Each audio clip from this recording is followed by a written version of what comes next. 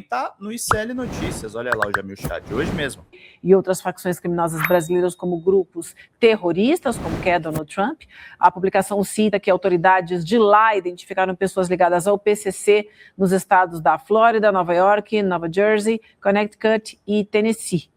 E o Jamil vai explicar para a gente, né, Jamil, o que está por trás dessa guinada dos Estados Unidos. Vivi, olha, essa é uma matéria muito importante por muitos aspectos. O primeiro deles é o fato de que sim, e isso é fato, o PCC é absolutamente gigantesco, representa sim uma ameaça, sem dúvida nenhuma, ele sim precisa ser combatido, não há como passar pano de forma alguma para um grupo criminoso internacional, eu diria, com presença internacional, sem dúvida nenhuma, inclusive aqui na Europa. A pergunta não é essa, a questão não é essa, a questão é como, então, lidar com isso. Como você colocou, Vivi, para a extrema-direita, essa é uma reportagem que soa como música, porque, claro, você, para dar um salto entre isso e considerar o PCC como um grupo terrorista, é, obviamente, a conclusão lógica de alguns, claro, da extrema-direita. Mas isso vem com um custo extremamente elevado para a soberania brasileira. Por quê? Porque, claro, nós sabemos qual é a regra nos Estados Unidos em relação a grupos terroristas. Um grupo terrorista é alvo legítimo de sanções financeiras e militares por parte dos Estados Unidos em qualquer território do mundo. Então vamos deixar o PCC e o Comando Vermelho atuar? Não, não é isso. Olha o que acontece aqui na Europa, por exemplo, onde também esses grupos criminosos brasileiros atuam. Existe o quê? Uma cooperação policial, né? O que parece óbvio, né? Ninguém, nem na Europa e muito menos, eu diria, na América do Sul, no Brasil, tem qualquer intenção de ver o PCC, o Comando Vermelho, prosperarem. O que fazem os europeus? Confiscam, por exemplo, submarinos, tem até mini submarinos que trazem droga aqui para a Europa, eles são confiscados, a tripulação é presa, é levada à justiça, a justiça faz seu trabalho, eventualmente são extraditados ou ficam presos aqui, enfim, existe o quê? Eu diria, uma resposta da justiça com os instrumentos para o combate ao crime organizado. O problema dessa história é que ela não é eu diria, o objetivo não é combater o crime. O objetivo, se fosse combater um crime, seria o estabelecimento de uma cooperação ampla, basicamente, entre as polícias do Brasil e dos Estados Unidos, para prender não só o criminoso ali que está fazendo o tráfico, etc., mas também os donos do negócio, as empresas que ajudam a lavar o dinheiro, os imóveis que são comprados em vários locais do mundo, não só no Brasil, que servem de lavagem de dinheiro. Olha, tem um expediente muito recorrente, que é, obviamente, o crime organizado participando de leilões de joias, de diamante, etc., em vários. Esses leilões não acontecem em algum bairro aí de São Paulo, não. Esses leilões acontecem em Nova York, num hotel ultra sofisticado, etc., etc. Então, querem combater tudo isso? Ótimo, de uma forma, obviamente, adequada. Classificar isso como grupo terrorista, a gente já falou aqui várias vezes, é um passo extremamente perigoso para a soberania brasileira. Agora, por que então, neste momento, nós estamos falando disso? Porque agora o Wall Street Journal traz uma matéria mostrando o império do PCC pelo mundo, justamente porque existe uma ameaça muito concreta, inclusive com o governo americano já tendo informado aos brasileiros de que isso pode acontecer, de que nós teremos nos próximos dias ou nas próximas semanas essa nova classificação do PCC e do Comando Vermelho como grupos terroristas. Isso não é pouca coisa, gente. Abrindo espaço para uma intervenção. A gente está vendo isso no caso do Ramagem. Gente, sustentem o nosso canal para a gente questionar essas questões internacionais. Nós somos uma trincheira importante aqui, atingindo centenas de pessoas todas as manhãs. Qualquer contribuição nos ajuda muito. Isso redefine, no fundo, a relação entre os Estados Unidos e o Brasil no momento eleitoral. Eu acho que, para a gente entender tudo isso, só mesmo colocando na perspectiva da tentativa de hegemonia dos Estados Unidos na América Latina. Isso faz parte de um plano de poder. Isso faz parte de um plano militar, político e diplomático para absolutamente ter a América Latina sob controle. Isso não é combate ao crime organizado. Exato, não tenho a menor dúvida, perfeita análise, Vi, concordo com absolutamente tudo, existe uma agenda geopolítica que vai ser avançada com base nesse tipo de narrativa, eles já fizeram isso com a corrupção, utilizando o FCPA, eles já utilizaram o combate às drogas, eles já utilizaram a resposta ao 11 de setembro, um documento gigante que deu prerrogativas, digamos assim, extraterritoriais para os Estados Unidos, nada disso é novo. Então eles vão utilizar exatamente isso que o Jamil está colocando. Agora, Vi, para te passar, eu lembrei enquanto eu escutava o Jamil, tem uma enviada especial da ONU que chama Francesca Albanese, tá?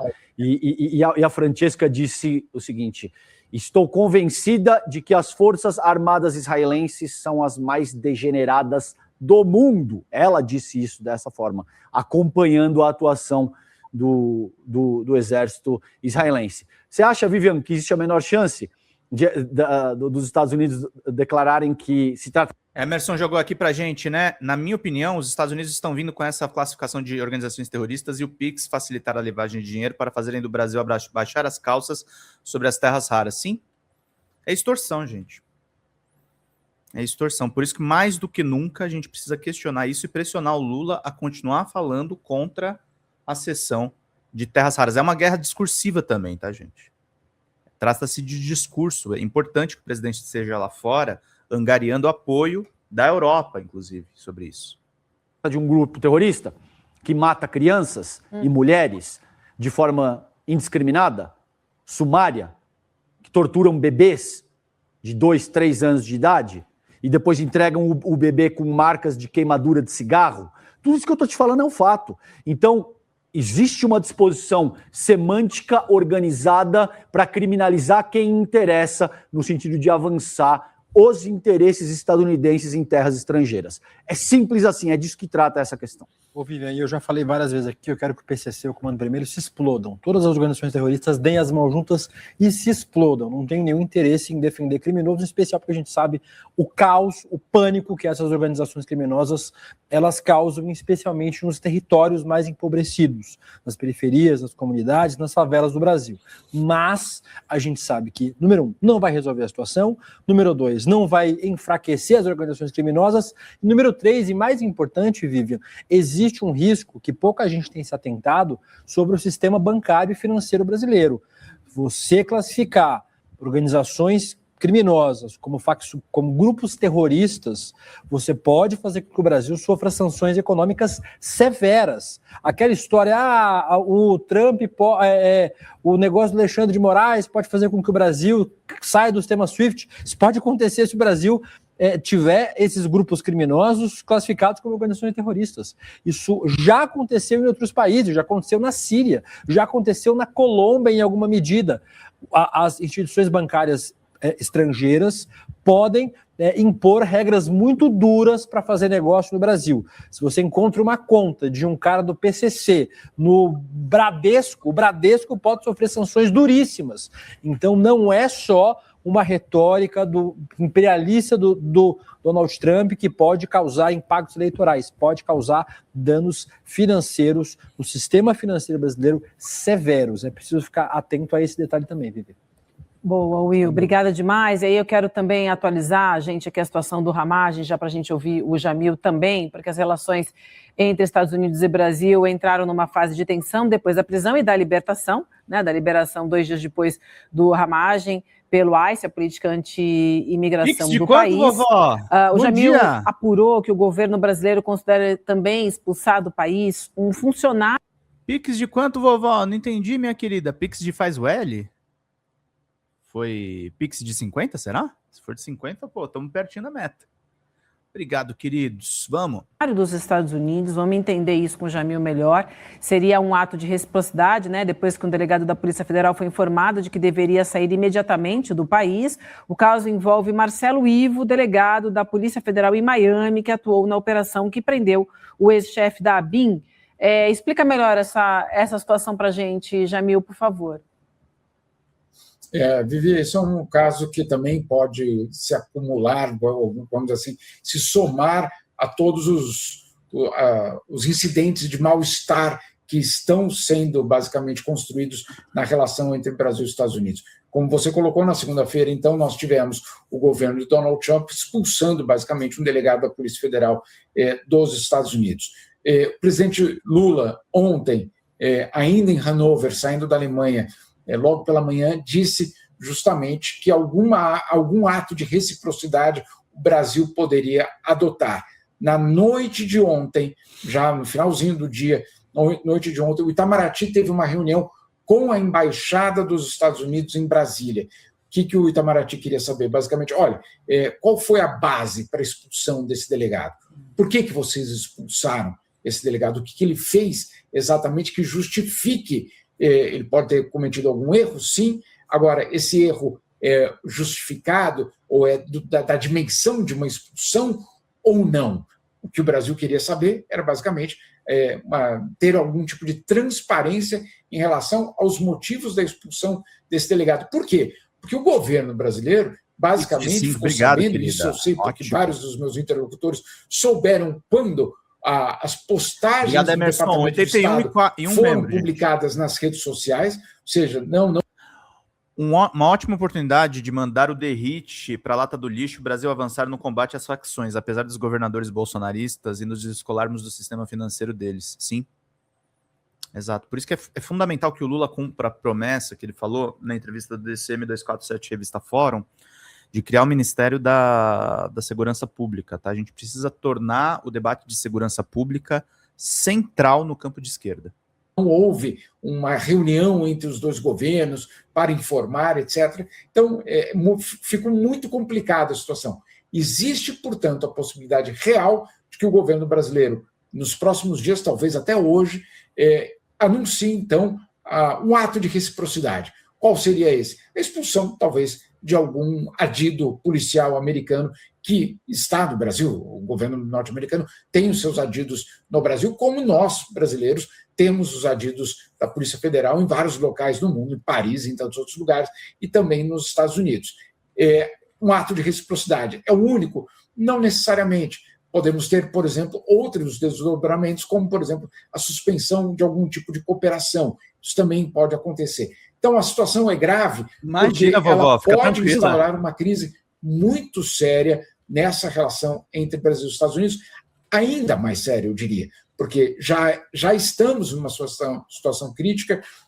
O governo norte-americano, que está olhando, obviamente, aí a cúpula do governo norte-americano, principalmente o Trump, está olhando para o Irã sem parar, e com toda razão, porque ali ele define o próprio mandato dele, e o que nós sabemos é que enquanto a Casa Branca olha para esses grandes temas, principalmente os iranianos, a pauta Brasil voltou a ser controlada pela ala mais radical do governo de Donald Trump. Isso já tinha acontecido em 2025, justamente com o apoio de Eduardo Bolsonaro, sem dúvida nenhuma. Foi necessário toda uma operação sigilosa, inclusive envolvendo empresários brasileiros e americanos, para convencer Trump de que não era bom negócio brigar com o Brasil, não era bom negócio em termos financeiros mesmo, né, para os negócios americanos. Não era algo positivo para a economia americana brigar com o Brasil. Donald Trump, de uma certa forma, flexibilizou, falou de química com Lula, etc., mas agora a pauta volta a ser sequestrada pela ala mais radical da extrema-direita, e com isso nós estamos vendo um desmonte daquela agenda positiva que tinha começado a ser costurada.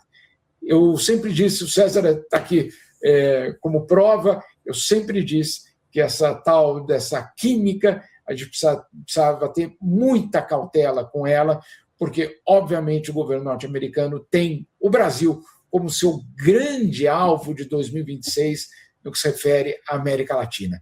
Ter o Brasil ao seu lado como um aliado estratégico, no caso, um alinhamento de um eventual governo de Flávio Bolsonaro, seria tudo que os americanos gostariam de ter neste momento. Portanto, eu, pelo menos nas informações que nós temos recebido, o fato é que, de uma forma prática, sem estridência, sem tarifaço, sem lei Magnitsky, o que nós estamos começando a ver é sim uma ingerência direta no processo eleitoral brasileiro, e essa ingerência já começando neste momento.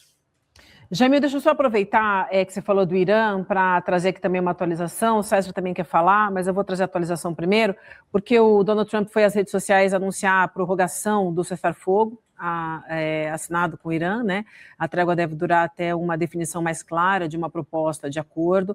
Mesmo assim, o presidente estadunidense ordenou a manutenção do bloqueio marítimo no Estreito de Hormuz. A decisão orienta as Forças Armadas dos Estados Unidos a continuarem prontas para agir. Na terça-feira, ontem, inclusive, um petroleiro iraniano foi interceptado por forças dos Estados Unidos. Eu tenho aqui o que ele disse na rede social dele, Donald Trump, vou ler para vocês.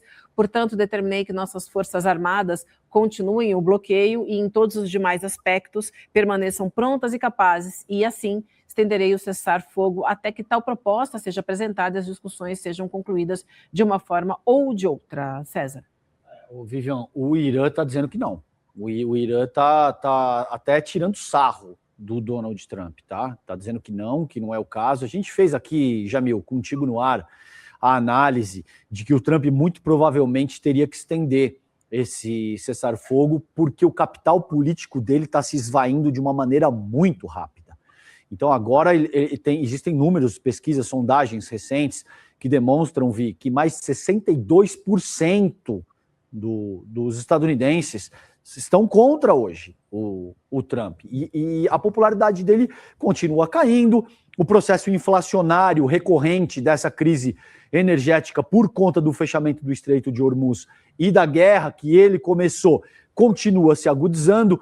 Então, eu queria te ouvir, Jamil, como é que você sente esse atual momento com o Trump em queda livre, digamos assim, midterm aí há 6 meses, e ele se vendo às voltas com o vespeiro no qual ele mesmo se meteu. Todo mundo disse, olha, isso aí é um vespeiro, assim, de décadas, que não é tão simples quanto foi na Venezuela. Não é à toa que ele está querendo estabelecer essa correlação, dizendo, é a mesma coisa que aconteceu na Venezuela, daqui a pouco a gente vai sair com uma vitória grande, aí ele usa aqueles superlativos, né, que é uma vitória maravilhosa, imensa, nunca ninguém viu uma vitória assim no mundo e tal, mas a realidade material é outra, Jamil. Queria ouvir a tua análise de como é que você entende esse momento e a situação do Donald Trump e da guerra que ele criou.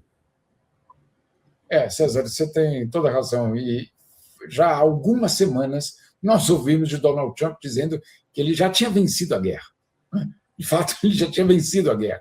E nós estamos ainda num momento absolutamente dramático. E a própria China hoje, por exemplo, diz que este é um momento definidor, talvez, da guerra, justamente nesse momento de cessar-fogo, de um cessar-fogo prorrogado. Mas olha que curioso, César, essa prorrogação não tem nova data, né? Essa talvez a grande novidade. Até agora, Donald Trump colocava data, mais 48 horas, mais uma semana, te dou 15 dias, etc. Agora não tem mais data. O que significa, obviamente, que o impasse é muito profundo, porque ele já entendeu que colocar, ou dizer que está colocando o regime iraniano contra a parede, não tem funcionado. Porque tem aquela coisa, não, eu te coloco contra a parede, senão eu explodo a sua civilização, como ele escreveu. Uhum. Não tem como explodir uma civilização. Você não tem essa... Pedro, a fala do professor Castro no ICL hoje, agora há pouco, foi ótima. Ele explica o que o Lula tem que fazer para chegarmos nos jovens de direita. Vamos mostrar daqui a pouquinho.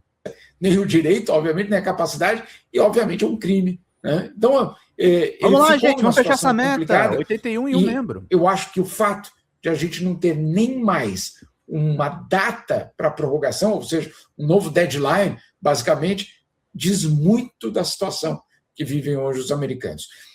Você tem toda a razão também, César, colocando isso no contexto da popularidade, ou da queda de popularidade dramática de Donald Trump, a eleição acontecendo. E outro dia eu ouvi uma recuperação de uma frase. Você sabe que, obviamente, tem muita gente, principalmente nos Estados Unidos, começando a comparar a situação do Vietnã, né? Claro, são casos absolutamente diferentes, o mundo era outro, nós estávamos numa Guerra Fria, a União Soviética existia, é absolutamente diferente. Mas é um impasse, é a situação constrangedora dos Estados Unidos que começa a levar os próprios americanos a ficarem fazendo referências ao Vietnã. E tem uma frase de naquele momento, eu diria, jovem senador, um certo John Kerry, imagine só, John Kerry, nos anos 70, que fez uma pergunta no Comitê de Relações Exteriores do Senado norte-americano. E ele diz o seguinte: como é que você pede para um homem para ele ser o último homem a morrer por um erro? Olha só. Como é que você pede? Né? Ele está falando para o soldado americano. Ele está, obviamente, questionando aquela guerra naquele momento. Como é que você pede para que um homem seja o último homem a morrer por um erro? Não é muito diferente do que nós estamos vendo hoje. Como é que você pede para... Essa guerra do Irã não precisava acontecer, né, gente? Essa guerra do Irã não precisava acontecer. Então é isso. E quando eu vejo aí, eu tô vendo no chat o pessoal falando de outros canais aí, que estão entrando nessa questão aí das terras raras, que eu acho que o Lula deve ser criticado pela questão das terras raras, mas, gente, não embarquem nessa, não é notícia. Não é notícia. Que o Lula tem que fazer um próximo governo mais à esquerda, eu concordo. Agora também entra num looping que você para de noticiar e assim, tá tendo Irã, tá tendo essas outras ameaças, tem uma porção de coisas acontecendo, então valorizem canais, não é canais que defendam o governo. Eu nunca vou defender aqui uma defesa cega do governo, isso não tem nem cabimento. Mas vocês precisam entender que existe um filtro muito maior que se chama notícia. O meu critério aqui na Folha TV é trazer notícia para vocês. Notícias. Eu nem sempre concordo, inclusive, com o Jamil Chad, que é um jornalista ultra capacitado. Mas a ideia é trazer notícia para vocês. E vamos fechar essas metas, turma. Para o cidadão americano ser o último a morrer por um erro, ou ser o último a pagar mais caro Fechamos os membros, gente. na sua Obrigado, vida normal, turma. na sua vida cotidiana, no seu combustível, por um erro. Então, essa é uma frase que Falta só 81. Começa a ecoar dentro do governo norte-americano.